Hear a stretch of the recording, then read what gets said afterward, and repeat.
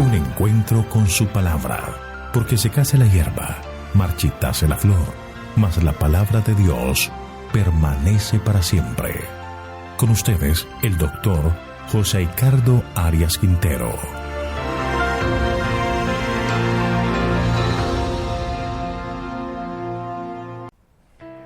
Hoy vamos a estudiar Salmo capítulo 60, plegaria pidiendo ayuda contra el enemigo. Oremos en este momento. Padre nuestro, eterno Dios, gracias te damos por tus bendiciones y cuidados. Y te pedimos de manera especial que llene nuestro corazón de paz, que tu Espíritu nos guíe. Por eso al abrir tu palabra contamos con tu presencia para entenderla y guardar en nuestro corazón sus enseñanzas. Gracias por todo, pues pedimos estas bendiciones en el nombre de Jesús. Amén. El sobrescrito de este salmo es uno de los más largos. Dice: al músico principal, sobre lirios, testimonio Micmat de David, para enseñar cuando tuvo guerra contra Aram Naharaim y contra Aram de Soba, y volvió Joab y destrozó a 12,000 de Edom en el valle de la sal. Este salmo es un miktam, es un término musical y tiene por objetivo enseñar.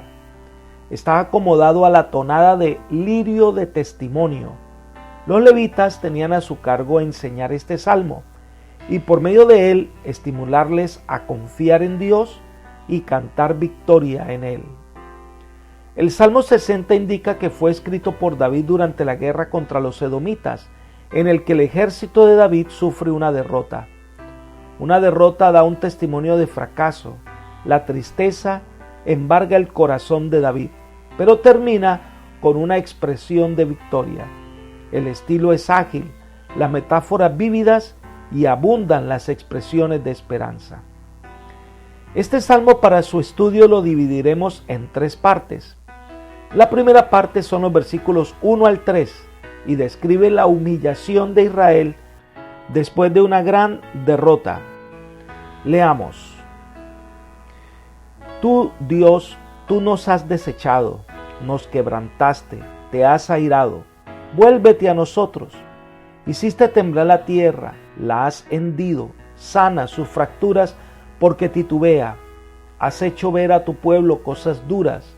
Nos hiciste beber vino de aturdimiento.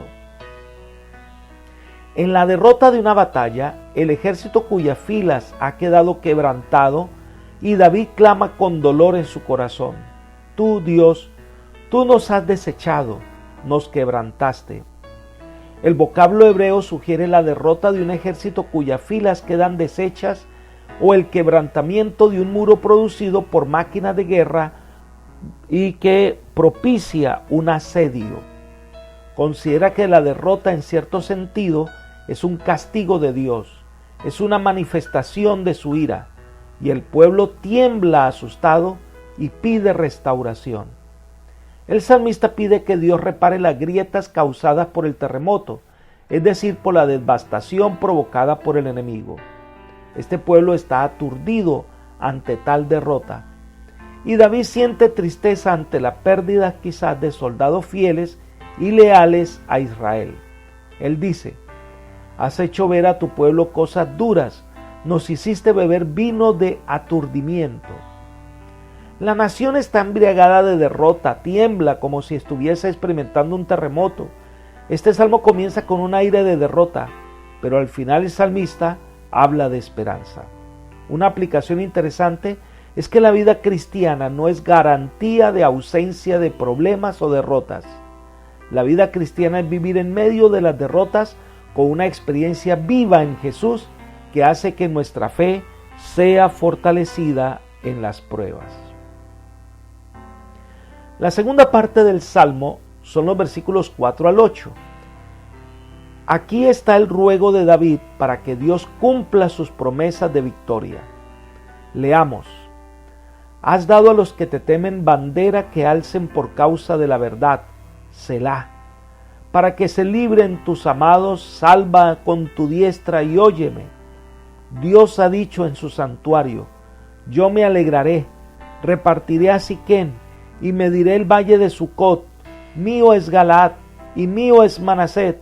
Efraín es la fortaleza de mi cabeza, Judá es mi legislador.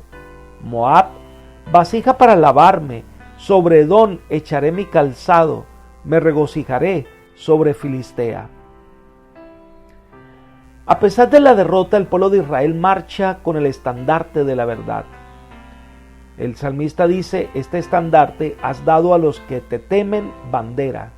En la guerra, levantar la bandera infunde ánimo y unidad y es símbolo de victoria que hace temblar a los enemigos. A pesar de la humillación de la nación, el salmista ve esperanza en la exhortación a que Israel se congregue bajo la insignia del Todopoderoso. David recuerda la promesa del Señor de hacer su reino una nación victoriosa. De la misma manera, Cristo es nuestra bandera insigne.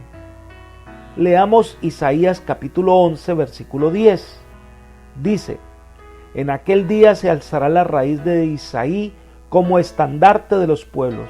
Hacia él correrán las naciones y glorioso será el lugar donde repose. Bajo este estandarte los hijos de Dios nos identificamos y avanzamos. Se pide al pueblo de Dios que sostenga en alto los principios de la verdad y la justicia, lo cual pueden atraer a la religión de Cristo. El salmista continúa diciendo que Dios libere a su pueblo. Él dice, salva a tu pueblo con tu diestra. La mano derecha de Dios es símbolo de poder y su fuerza para librar y guiar. David siente que la diestra de Dios hará posible la derrota de sus enemigos. Ahora, David comienza a reclamar las promesas divinas, diciendo, Dios ha dicho en su santuario, yo me alegraré, repartiré a Sicón, mío es Galaad, mío es Manaset, Efraín es la fortaleza, Judá es mi legislador. Dios ha hablado desde su santuario y le ha dado a Israel el dominio de la tierra. Efraín es el yelmo de Israel, es el pueblo encargado de defender a la nación. Judá, por medio de David, le ha dado el poder legislativo. Gobierna a Israel como una nación poderosa, porque Dios la ha llamado a la existencia. Basado en esa promesa divina, David se refiere a las naciones enemigas de manera especial. Dice, Moab, vasija para lavarme, Edom, echaré mi calzado y me regocijaré sobre Filistea. Los moabitas estaban preparados para destruir a Israel, pero Balaam había profetizado que ellos servirían a Israel. Entonces Moab se convierte en un lavabo, es decir, el lugar donde los soldados se lavan los pies.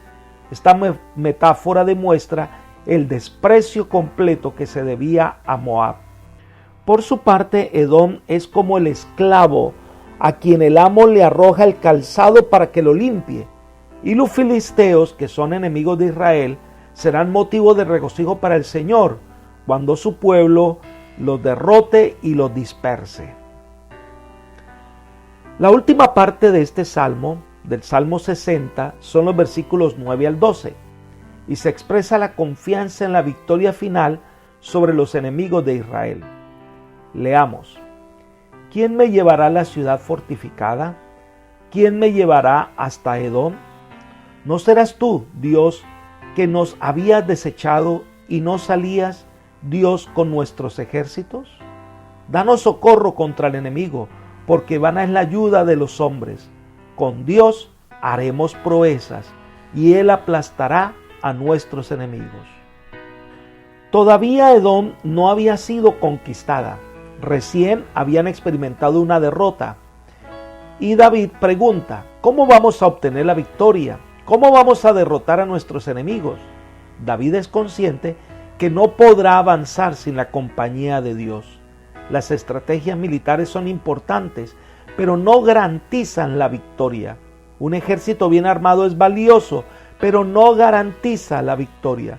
La ayuda humana es importante, pero no garantiza la victoria. Por eso clama, danos socorro contra el enemigo, porque vana es la ayuda de los hombres. Si se confía en el hombre y su estrategia, nada se logrará. Pero la única manera en que podrán ser vencedores es confiar en el Señor.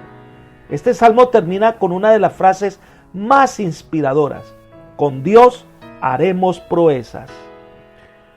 Hay dos cosas que debemos tener en cuenta al leer este final de esperanza. Solo en Dios haremos proezas. Solo Él puede concedernos la verdadera victoria. David sabía que mucha estrategia que tuviese en lo militar no había garantía de victoria. Solo en Dios se logrará la victoria, se logrará hacer proezas. Pero debemos tener en cuenta que la bondad de Dios, su fortaleza, en nada desplaza la tarea que cada uno debe hacer como soldado. David debía dirigir su ejército. David debía ser intencional en su estrategia. Sabía que la victoria solo es el resultado de la intervención divina, pero eso no anulaba la bravura de sus hombres.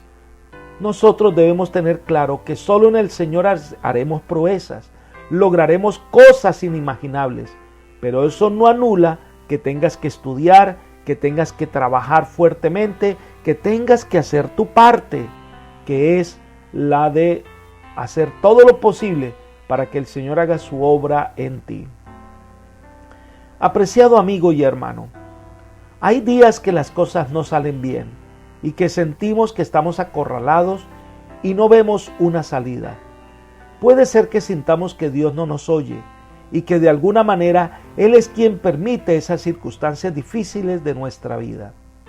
Pero también sabemos que en estos casos la ayuda humana es ineficaz y que solo en Dios alcanzaremos la victoria. Al estudiar este salmo, quiero dejar en tu mente el siguiente consejo. Confía tu vida al Señor a pesar de las derrotas, porque tú puedes en el Señor hacer proezas. Puedes llevar a tu familia a la victoria, porque en Dios haremos proezas. Podemos ganarnos a las personas para el reino de Dios, porque en Dios haremos proezas. En estos momentos de incertidumbre, aférrate al Señor. Toma su mano fuertemente, porque en Dios tú harás proezas. Que el Señor te bendiga, te guarde y te guíe. Es mi oración por ti. Amén.